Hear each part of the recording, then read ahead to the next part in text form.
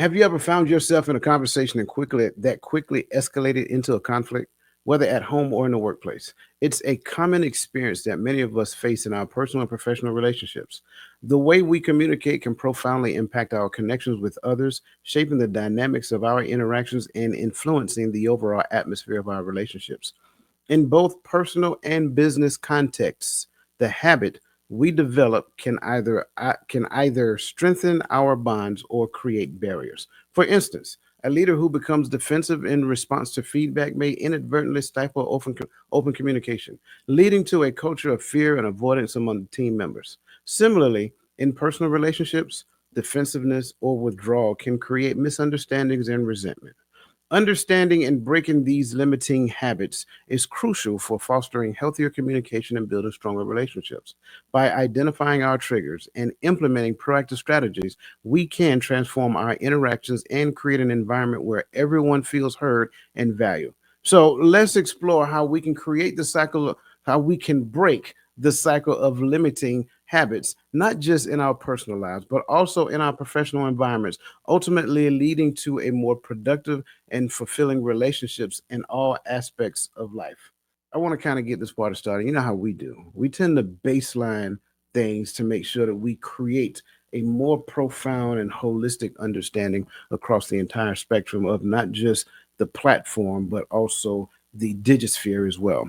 So I want to kind of make sure everybody have a clear understanding because you heard me say it as I was reading the introduction just now and getting everybody warmed up for the conversation that we are going to have. And everybody heard me use the term limiting habits. So Garfield, the Uncle Junior himself, what is meant by limiting habits? Man, I don't know. But I tell you what I'm going to do. I am going to try to take a stab at this based off of the two words, right? So limiting means something that holds you back or something that keeps you from progressing. All right. And then the habit is something that we do on a regular basis, like brushing our teeth, right? Taking a shower. These are habits for most people. Get up in the morning, you wash your face, you brush your teeth. Some people, hopefully everybody in the chat brush their teeth. Um, so I think I think if I look at a habit like brushing our teeth, that is something that would be in my best interest. I don't have gum disease, gingivitis, keep my breath from stinking. There are some positive things that come into having a habit like brushing my teeth. Yeah. Now, a limiting habit seems like something that I have that's a habit, but that is limiting or holding me back or keeping me from progressing. So I look at based off what we've been talking about or what you've talked about, and you said something about being defensive. I see that being defensive could be a limiting habit because being defensive while you're trying to communicate can shift the entire conversation totally different way, and it keeps you from getting um, your desired results. So I think that it's a habit that people have that limits them from some sort of progression. Or I would just say it's a habit they have that limits. What do you think? I like it. I Hey, like there we it. go. I like it. And for all of our people who have PhDs in Google, I know they already went out there and Googled it, which is perfectly fine. I'm all about that. Research it on your own and figure it Yep, out, right? absolutely. And Google probably told you something along the lines of the behaviors that prevent you from achieving desired goals or something of that magnitude, which sounds like it's limiting, habits. That's the definition of limiting habits. Any behavior that I have that prevents me from achieving my desired goals. But even that definition is a limiting definition because here's the thing that we need to understand. And I love the fact you always go to brushing teeth, right? I just want Hmm. to kind of put that in there. Here's the thing that we have to understand in the scope of habits, there are echelons of limitations. So, sure, within the space of conversation, me being defensive can be a limiting habit that prevents us from flourishing. Now it's no longer about goal setting or goal achieving. It's about flourishing. Well, what is the success found in flourishing? Well, success in flourishing looks more like the awareness of what flourishing looks like. Then once I achieve that awareness, that becomes my new ceiling. And then once I change the habits within that to open up the ceiling a little more, now flourishing tends to expand. It's kind of like the journey of life, right? Life that we know it today is a lot better than what it looked like 10 years ago. From that point on, it was a lot better than what it looked like 10 years ago. But some of us had goals, some of us did not. And so, in the space of it, the habits that we embodied during that particular point in time is the reason why we achieved the results that we achieved. But then now, when you look at us today, like, yeah, all is well. I don't necessarily have a lot of problems. I don't really have a drama. I don't have a drama free. I don't have a drama filled life. I don't deal with a lot of the stresses that most people deal with. What do you have like a projection of what you want to achieve moving forward in the next 5, 10 years? Absolutely. So, will the habits that I've embodied today, will those habits get me there? No, they will not. You just changed your workout plan, didn't you? Yeah. It's a reason Yeah, I why you changed it changed. today. Yeah. Well, yesterday. It's a reason why you changed your workout plan because you're still looking to grow and develop. So limiting habits is any behavior that I possess that prevents me from flourishing. But we have to analyze behavior every step of the way because any behavior that I have at this particular point in time can open up the door for something new. But then, how do I get to a better plateau? Or how do I get to a better space in that something new? Relationship is a great example of one, right? Like being in a relationship and existing in a relationship is a thing, but enjoying each other in a relationship is a thing. Learning more and more every day about each other in different environments while having fun and enjoying each other's company is a thing. So as you can see, there are different behaviors that exist in the space of relationship. And I think sometimes what you have to realize is that some people will not experience some things in the space of relationship because they have not adopted the habits necessary for those things to exist. So I said a whole lot. I want to kind of pause right there and let you kind of jump in because I don't want to kind of just keep talking about it. No, I mean, I got everything that you were saying. I got a more enlightened perspective about limiting habits based off of what you just talked about. Even the Google one, like I said, and that's why, like when you was talking about expanding, and that's kind of where I left it at. Um, I kept it short. I added some things and then I took it off. Anything that a habit that you have that prevents.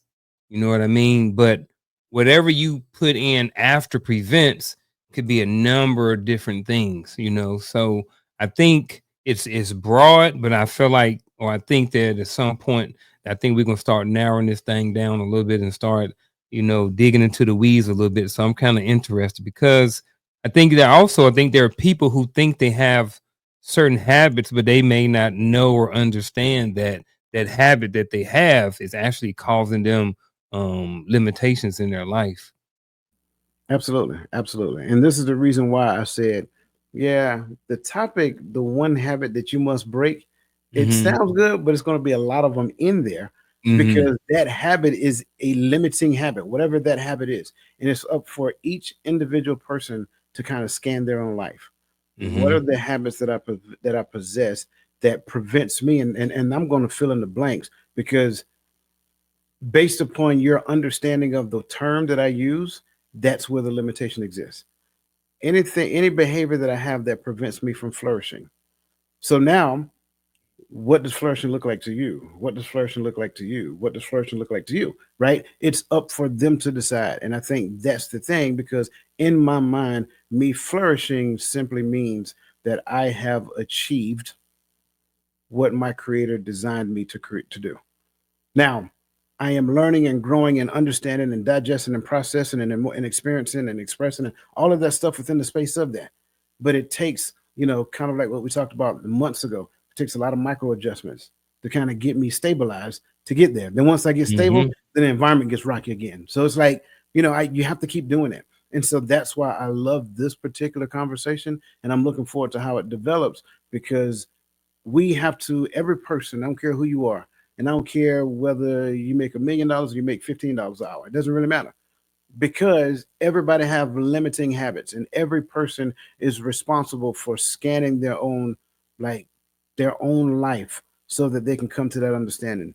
Speaking of which, for us, and as we kind of look at this, I want you to kind of like just consider it. And you can talk for right now or past or whenever. What habitual responses do you find yourself repeating in relationships, whether it's personal or professional?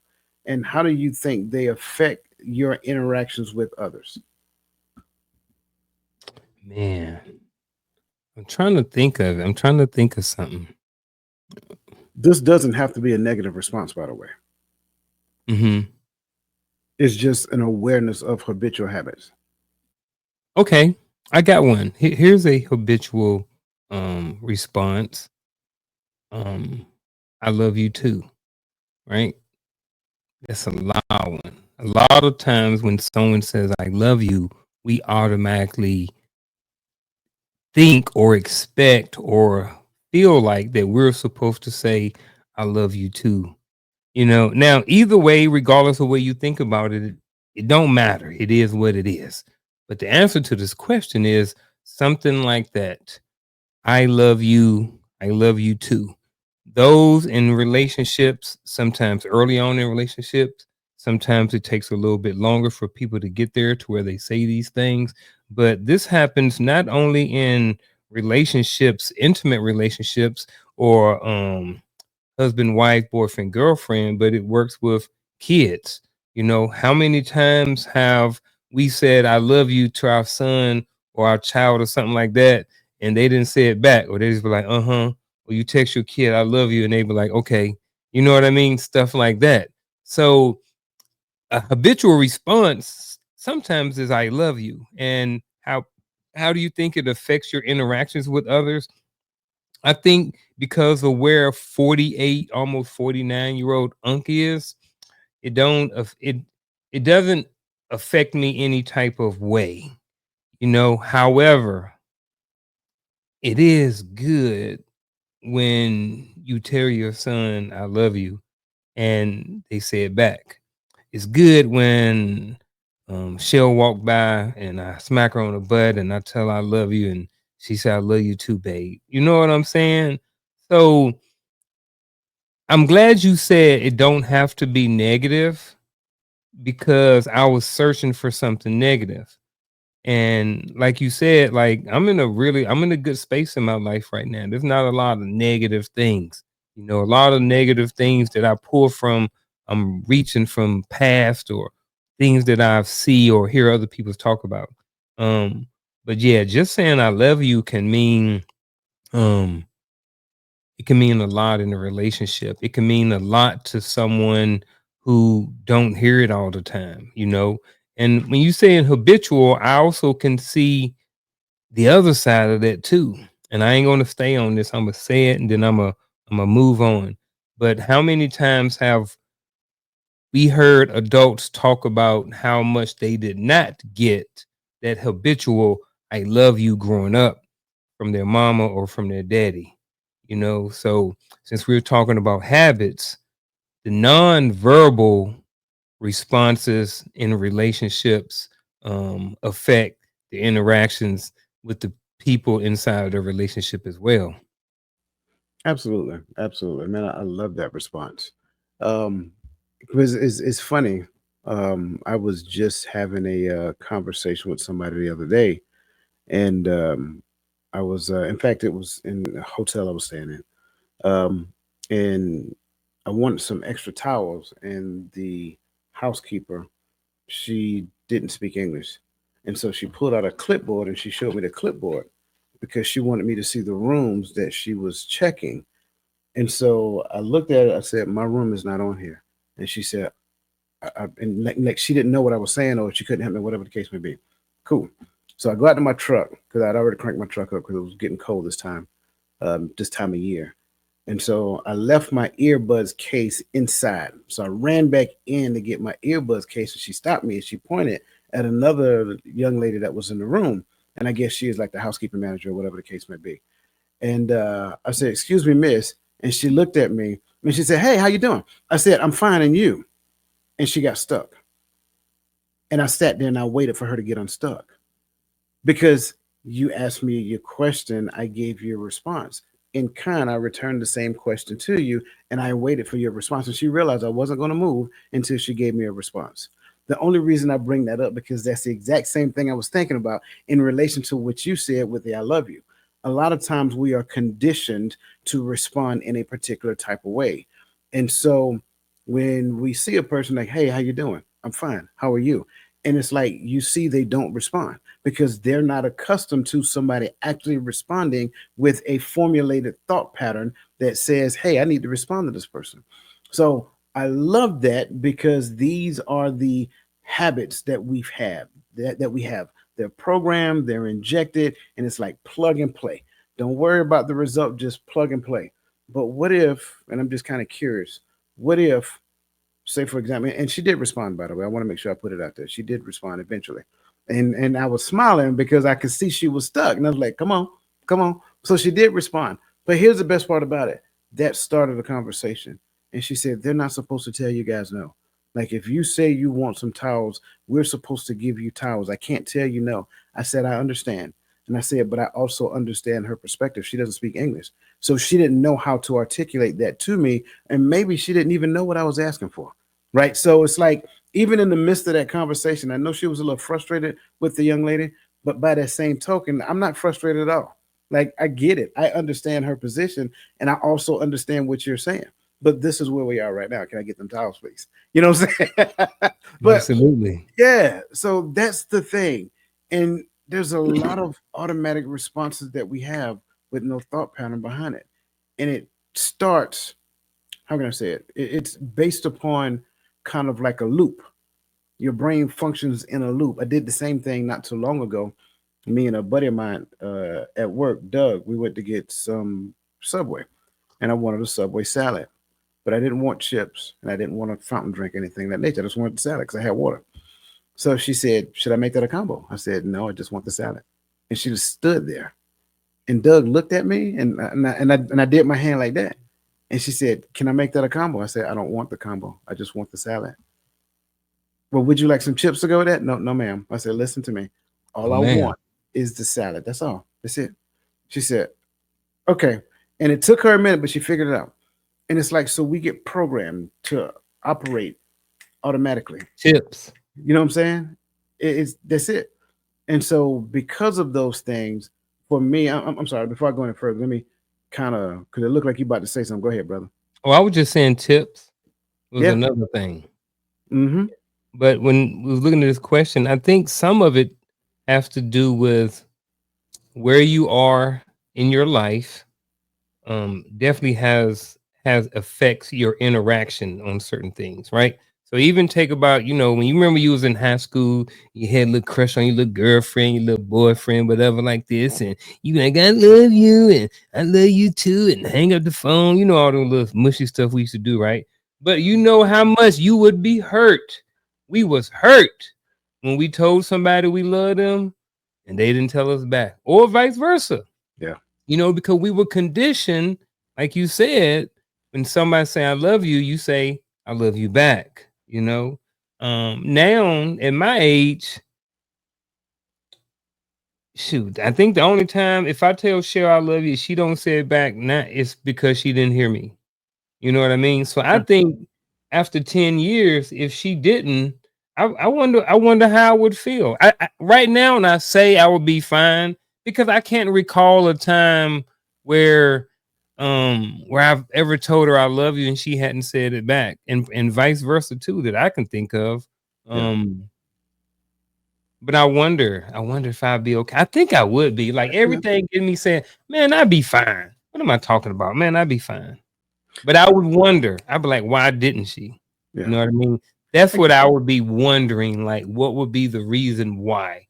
So, Yeah. all of this, can affect a relationship, because if you're the type of person who is needing or expecting that person to respond back to you a certain type of way, then you may have some issues in your relationship. I don't know. Yeah. And I like that you went back to that because, again, that kind of introduces what is known as the habit loop.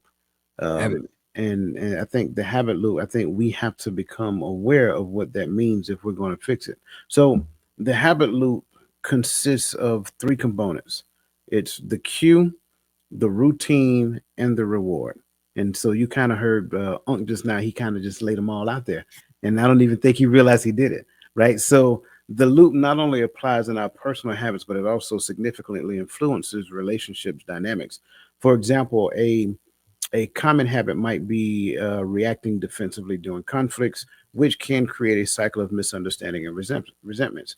And many people overlook their habitual response. I'm sorry, many people overlook how their habitual responses can shape their relationship, often leading to the repeating of that pattern during conflict.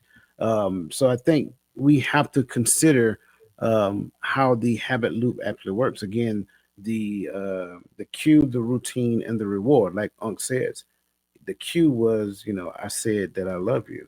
I'm looking for the routine response that comes back, and then that becomes my reward. How I feel about what you're getting ready to say. The Mm. dangers in that is that if I say it because I am searching for the feeling that I'm going to get because I want you to say it based upon this habit loop. And a lot of times we don't even realize that we've done that in the past. So just that little bit of understanding kind of takes us to the point to where we can draw something from that. How can understanding the concept of the habit loop help us identify the cues that trigger negative responses in our Mm. relationships? Mm. Somebody out there getting some work right now, bro. I just want you to know they're getting some Yeah, work as we having this conversation. absolutely. I'm getting some work as we having this conversation. Shoot, how can understanding, so I'm new to this, this habit loop, like the cue, routine, and reward. I never heard of this before. Maybe I have, and I just didn't. I was asleep on that day in class. Um, or I skimmed over and didn't pay attention. But how can understanding the concept of habit loop help us identify the cues that trigger negative responses in our relationships? Man, I think anything that you understand can help you identify. When you understand that, hey, like you were just saying, if I am seeking out, I think sometimes people use these things to kind of test people in relationships. And I think sometimes, um, man, I don't know, man. And I don't want to lead I don't want to lead the chat or the viewer down the wrong path with my initial response. So I think maybe if you chew on this for a little bit, Sure. if that's okay, and then have me come back and add to once I get a little bit more information on this, or maybe analogy or something. I don't know. Yeah, I'm 'Cause it's coming together, but sure, I'm on the first part, but the second part hadn't came together yet. sure, not a problem. You have three sons, right? Mm-hmm. Yeah, my three sons. I just want to make Yep. sure I put that out there. So my three sons. So when they were kids, they learned a lot about life through their interactions with their environment. And so a lot of things they knew that if they did something, you or mama would respond. Case in point, a child learns very quickly that their crying will trigger a response from you, right? Now, in the beginning, it's crying because something's wrong. After they get beyond that something's wrong stage, it's crying because I want you to give me. It's crying because I want you to give me. It's crying because you're not giving me what I want. So now cry looks different for for learning baby, because baby is learning and you're learning baby at the same time. So learning baby now knows how to influence you with their cry. But then you realize that learning baby is now using the thing that will always get my attention to influence me to do what they want me to do. Therefore, I stop automatically responding to learning baby just like that. So now what you're going through is a kind of like a cue routine reward cycle, but then you keep adjusting the cue or adjusting the routine. So you inadvertently adjust baby's learning by adjusting your routine when you realize that baby is using cry to get you to give them the reward. Am I making sense here? Okay, I just want to make sure. The same thing Yeah, happens. because I was like when I was over here thinking though, I kept seeing manipulation. So is that similar or totally or different? No, no, baby can't manipulate you. They're not. They don't have malice. They don't have malice intent. They just want what they Mm-hmm. want. So I'm slow to say that they're manipulated. I understand why you say that, but I'm slow to say that baby manipulates you because baby didn't have malice intent. They just want what they want. Gimme, gimme, gimme. Okay. Mine's. That's all it is. And that's what they know at that young age. So it's not malicious, but it does kind of give that impression sometimes, right? Um, but it's just them learning. They're learning how to influence the outcome. And so when we understand, and I like the fact that you mentioned that in relation to, you know, people using this to their advantage. When you learn how to influence the outcome, then what you'll find is that certain people change the routine. Why do they change the routine? For one of two reasons, and this is my opinion, by the way. They change the routine because they realize that the routine does not is not good and it does not serve the relationship good, or they change the routine because the reward is an adverse effect. So that's the key. So now when you get to the point of manipulation, the cue is a behavior in order to entice a person to respond routinely so that they can get the reward. And so you hear it in the midst of conversation, and those things lead you to do something as a response. You don't ever take my advice. You don't ever listen to what it is I have to say, right? So that's a cue. Now the routine is either to engage in the conversation on that level, right, or not. You see what I'm saying? You get a vote. You engage at that level or not. If you choose not, the right thing to do will say why. I'm not going to engage in the victim woe is me conversation. If you want me to participate in the conversation with you at this particular point in time, let's address the facts. If we address the facts in real time, now we can have a conversation that has the potential to move us forward. So when we understand how these things work, it's like the little shell game, right? When we understand the shell game, the cue, the routine, the reward, then we recognize that the cue, if the cue was focused on the relationship, then the routine will actually have me respond to the relationship. Therefore, the relationship gets the reward. But if the cue focuses on me, then my response has to benefit me. Your response have to benefit me, and ultimately, I'm the beneficiary of the reward. That is all self-centered. So I've done a lot of talking. Let me pause there and see what you got now. All right, so I think you left me a little bit, as Gad would say, a little meat on the bone. But no, it's probably a whole bunch left.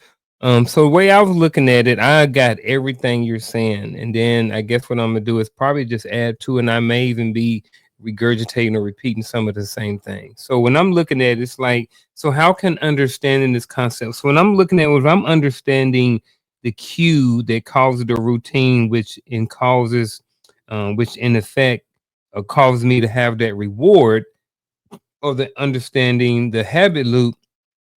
And then now I can identify the cues that are causing these negative responses in my relationship. So now that I've identified them, now I can come up or we can come up with something to counter. Okay, this is why you're being triggered. So now we can get together or whoever and be like, look, you need to work on this stuff. Or how can we work on this? Because it's affecting our relationship in a negative way. So I think if I was to sum everything up you were saying and just look at this as like, for simple people like me, I'm looking at it as if I understand it, then now I can identify it. I can identify the triggers. Now that I have identified the triggers and the negative responses in our relationship, now we can do something about them. Now we can figure out whatever A, B, C, or D, whatever it is that we need to do in order to counter or to keep said person from being triggered in the relationships based off of what's going on in the habit loop. See, I like that. I like what you're wearing, and you spoke from the perspective of an accountability partner. I Mm-hmm. want everybody to understand what he just said. What he said was for a person who's an accountability partner, which means ideally when you look at relationship, you know, man and woman, if man does something and that something is wrong, woman has a responsibility to be accountable and say, hey, when you did this thing, do you realize this, that, and third? Because it may just be habitual for him. But it also works both ways. When she does a thing, hey, do you realize that whenever you get a little antsy, your words become venomous? So it's like, you know, that's what accountability partners do. The key here, and I'm careful because I know some people like to tell people what their triggers are. But when they tell people what their triggers are, they're only telling people what their triggers are to number one, either avoid them, right? So you don't trigger me, or number two, warn you that if you go here, the response is going to be something that you really don't want. I caution against that because here's the thing: you knowing your trigger is enough to change the trigger. I'm gonna say that part again because we can't say that, oh well, awareness is a thing, but now that I'm aware of it, there's no responsibility that I have in relation to it. Nay, that's not accurate. Once you become aware, now you become accountable. So if I know I have a trigger, I now have a responsibility to myself to ensure that I kind of change what that trigger look like, become more emotionally stable so that it no longer is a trigger.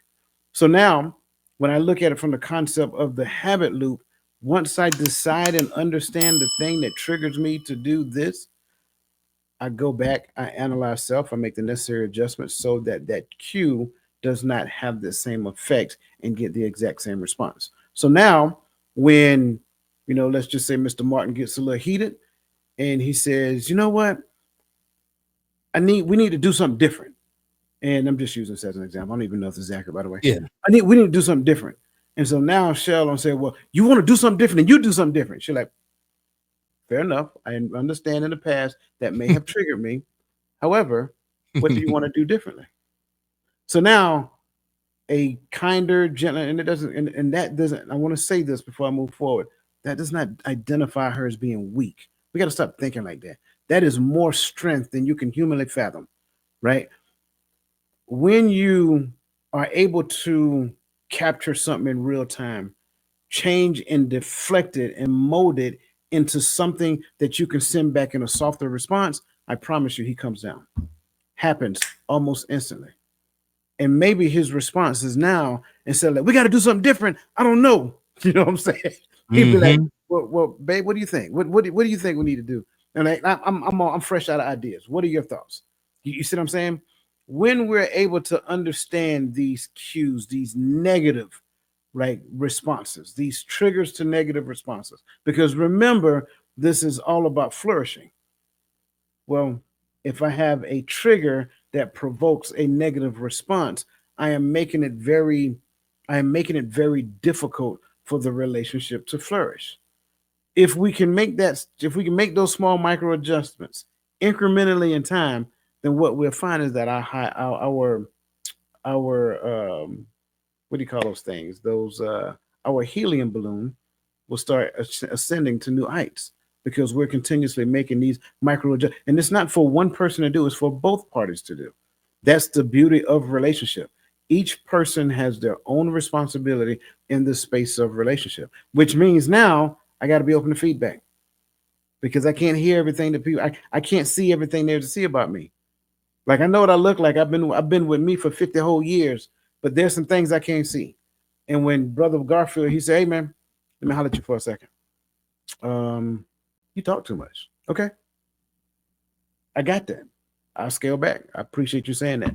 So with that being said, I've talked too much, and let me pause and see what you got to add to it, man. So I grabbed a lot of that. One of the things that stuck with me was, did you said so when someone has a trigger and they have identified their trigger, then they're aware of it and they have a responsibility. because I don't know how many times I've heard people say, "Don't be triggering me. You know what my trigger is." And I'm just like, people can't, everybody don't know what your trigger is. You can't expect everybody to change or to adjust their lifestyle because you get triggered by something. Again, you are triggered by it. You know you're triggered by it. So if coach is triggered by something, it's not my responsibility to tiptoe around his trigger.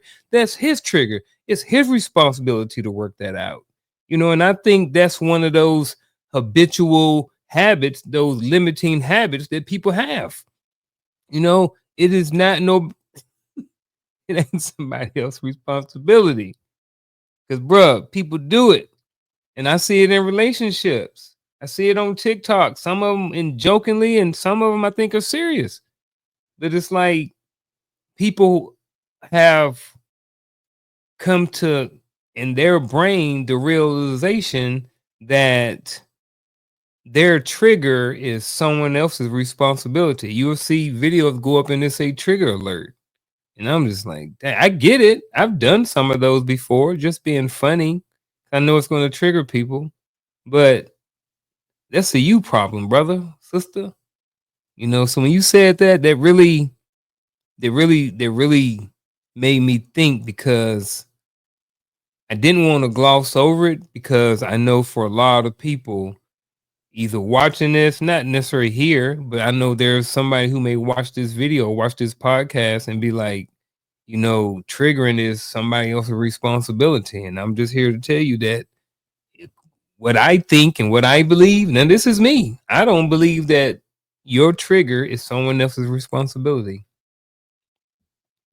I And agree. maybe coach think differently. I do not. Without hesitation, I don't. I think so. First and foremost, personal development is each person's responsibility, Yeah. right? We can only offer to be facilitators of, but you have to make the decision within yourself to make the change so that you can experience the other side of what life has and is waiting for you. But at the end of the day, you got to live with the decision that you made. That's the truth. So when we know that I am struggling, I can't. I have a concern. I say it that way, as it pertains to regulating my emotions. When you talk about my deceased granddad, I say it that way. If you bring up a conversation, regardless, good, bad, or indifferent, about my deceased granddad, I have an issue with controlling how I feel, and the response is just going to come because I have not done the work in me. Well, how did you know? How would you have known that, just talking about my great granddad would kind of get me triggered? Well, you didn't. And so now, because you didn't know that, you now become the recipient of my uncontrolled rage. And you see what I'm saying? It is the expression of childish behavior. And I want to make sure that I'm saying this. I understand that there are certain aspects of people's lives that they have yet to, like, you haven't opened that room up in years, and you got cobwebs and all kind, but you got to go in there and clean it out. I'm sorry. It's your No one is going to go clean that room out for you. You have to do that, because if you do not, I promise you, you're going to always want to you're going to always want someone else to do the work for you. And that's the key. So this kind of take us to the next point, because um, I think it is very important for us, especially collectively, to have a better understanding of this. And I know that some people are hearing this, they're like, wait, this actually makes sense. Like, I can see that happening in my life. Well, Yeah. I kind of want them. We're gonna use ourselves for a second, and I'll go Uh-oh. first on this one. I'll go first on this one, because there have been things that I've been working on for years, and I kind of want to talk about the one thing that I've seen some major strides with, right? So when it comes down to my habitual response in during conflict or stressful situation. Now, there's no secret. Everybody knows that I've been once married for 14 years and divorced. And I would tell you that there was a period of time, and I'm not ashamed to admit this, that there was a period of time I did not want to see this woman. If I had seen her, it would have been some smoke in the city. No, I'm joking. But just being honest, I didn't want to see. I don't want to be around. I didn't want none of those things. But then I Yeah. had to get to the point of growing and developing and realizing that it didn't work. That's okay.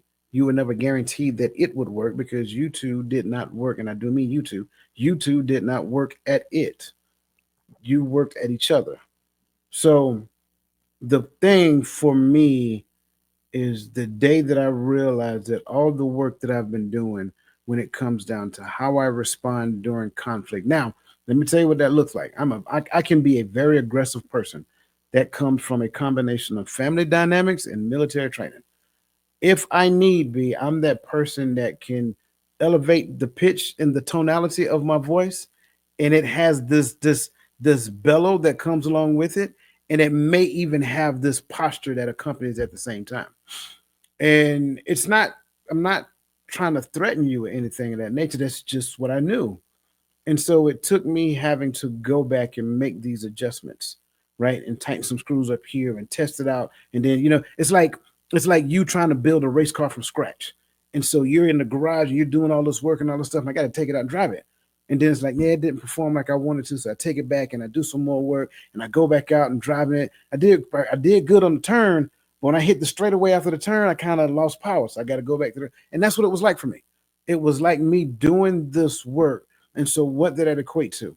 Well, in the beginning, I can tell when I was going there because my temperature would, I can literally feel myself getting hot. My heart rate started racing, things of that nature. And it was like, I couldn't wait for you to stop talking because I got something I need you to hear.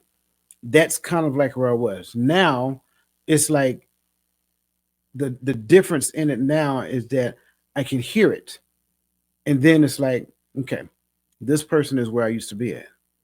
So instead of me responding and giving you, as they would say, the business, it's me listening and then trying to figure out where this is coming from. And so now my response, even though you might be a little up in arms, my response might be of a very normal tone. And I will ask you a question that makes you think about why you're behaving the way that you're behaving.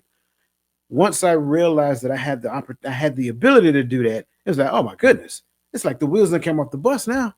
You mean to tell me I can build a race car within 24 hours and it actually works? Yeah. You still have to make micro adjustments if you want it to work for the duration, but absolutely. Because life will present you with situations to assure you responded this way, this particular way, this time. But what if this person says something like this over here? What if this person calls you out their name? What if this person calls you the most derogatory thing that you can ever imagine? Will you still have that in you? So that's the thing that I go through in my mind at times. Say, if this was to happen, how would I respond? So it's not me looking to counteract, it's me looking to bring it down so that I can respond in a manner that is potentially fruitful for the development of a relationship. Now I know I got a little long winded, and the reason why I started with the whole ex wife thing because I'm telling you, like when she would call me, I would be on 10 as soon as I answer the phone. What? You know Dang. what I'm saying? It's like, but anyway, bro, 10. what you got, man? Man. Let me get a sip of tea real quick. What habitual responses have you noticed during conflicts or stressful situations? So I'm I'm gonna say, all right, I'll keep it like this. So for me, it is getting quiet, but it's only for stressful situations, not for conflict. But I am going to talk about the quietness because I think, we got some ladies in here, and I know ladies, I've heard for years, they like to talk about how guys during conflict, they shut down, they get quiet. So even though that's not me, I do get quiet when I am stressed. But I get quiet when I'm stressed because I'm thinking, I'm trying to come up with a solution. So that's why I'm quiet when I'm stressed. But I think that, when it comes to when it comes to conflicts and stuff, I think that it's important for the couples to have a conversation or have an understanding about how people's behavior is during conflicts. I think after you're with someone for a certain amount of time, you're going to start noticing certain things. And I think you have to have these conversations about it because sometimes, even during conflicts, there are men or people who get quiet, which is fine if has already been established in a relationship as this has been appropriate habitual behavior. But if it's not and it's causing problems or more conflicts in a relationship, then maybe we need to go back to the drawing board. So, with the quietness, I've heard women say it for years, oh man, my guy shut down. He get quiet during conflicts. He don't talk, habitually. That's how he's do it. That's how he does. But I would like to ask the question is, why is it that he's in a relationship to where he feels like he has to shut down and not verbalize whatever's going on in his life? But that's another whole conversation for a whole nother show. But I think, getting quiet is is something that can cause a lot of stress on a relationship, especially when you have the other person who wants to have the conversation, you know. And I'm the person who I want to have the conversation. I don't want to shut down and not talk about it for days and weeks and months on end. That we don't roll like that over here. I understand that certain people in relationships need more time to process information, so they because they understand their behavior and they may understand their triggers, so they may not want to put themselves in a situation because they know they're going to get triggered. Shell may know that if I blah blah blah, if I say a certain thing, then she's gonna get triggered, and we're gonna have a whole who out the woo wham, and we don't want to do that. So we try to stay in safe places when it comes to communication and having these conversations in a relationship and stuff like that. But I would just kind of end it with that question is being quiet is definitely up there, definitely on top of the list. At least And that's what I think. yeah, absolutely. And I think part of the reason why some people get quiet, raise my hand Mhm. because that used to be me, because they also recognize that if they say what they're thinking, it might get ugly. You Yeah, see what I'm saying? So it's yeah. like that's the other thing. So it's not announcing your trigger; it's understanding your trigger. But then this person's not necessarily understand that their behavior can like start a fire. So I would just add that part to it as well. I think But yes, do can that be manipulated, right? Because you like, well, and used as an excuse to not have the conversation too. People say, which "Oh, I know I ain't gonna say what I going to say because I know it's gonna cause more, so I'm just ain't gonna say nothing." Well, at true. some point, shouldn't you get better, and certain things shouldn't be triggers anymore? I don't know. No, no, you're good. And again, on the side of the person who chooses quiet, that's not necessarily manipulation because they may not necessarily have malice intent. They Mm-hmm. just understand, and it's definitely fear. I know somebody wrote that in the chat. I read it without me even looking. It's definitely Mm-hmm. fear, but they fear that if they be completely transparent and honest and say what's really on their mind and on their heart, it's going to throw more kindling on the fire. Mm-hmm. So it's a number of things in there, but I think this is a great space. I want to leave everybody with this for tonight. I don't care who you are. I want everybody to do this as a homework assignment. Right? We're talking about the habit loop. So identify within yourself, especially if you're in a relationship. This is good. This is good relationship work right here. You heard it right here on Coach's Corner. This is good relationship work. You sit down with your significant other, and I want you to write down cue, Mm. I know Routine. routine and reward. Write them Yep. down, and then ask your partner to fill it out for you. Mm. And then you fill it out for your partner. Because here's the thing, you're in a relationship. It's important for you to understand what your partner thinks when it comes down to your behavior. But you got to establish rules before you play this game. Number Mhm. one, there is no retribution. If the person feels like there is going to be retribution for honesty, they would choose dishonesty every time. So we have to say open and honest. There is no retribution for anything that I learned that you tell me about myself. That's the first way to do it. That to me is one of the most effective ways to do it. Now, if you don't necessarily have a person in your life like that, get a close friend, a real good friend, a person who you know will tell you the God, the honest truth, regardless of how you feel about it. Ask them, like y'all play that game with one another. because you can learn something about yourself. This is a way to actually start uncovering some of those blind spots that people may have been trying to tell you for years, but you've been ignoring them. Yeah, this is what that is. I think if we can do that, I think if everybody can actually do that, play this game again, write down the cue. What is the routine that generally happens behind that cue, and what the reward becomes? You will learn that you don't necessarily realize, but you may have some ways of behaving that makes you feel, that makes your partner do a thing that makes you feel good. So you'll do a thing, like you will do a thing just like, the consistency coach said earlier. You may tell your partner you love them just because you want them to respond and tell you that they love you because you Yep. were having a bad day and it makes you feel good about yourself. No, that's not what it is. If you're not telling them that you love them just because you want them to know without any need for a response back in return, mm, we gotta kind of look at that. That's the key. When I don't Yep. need the response, right now, when I'm a young kid, like the consistency coach was saying, when I was a Mhm. young kid, I needed that. I needed that to feel better about who I was because I was still trying to learn who I am, right? And mommy and daddy play a huge role in that. So when I didn't get that, I struggled.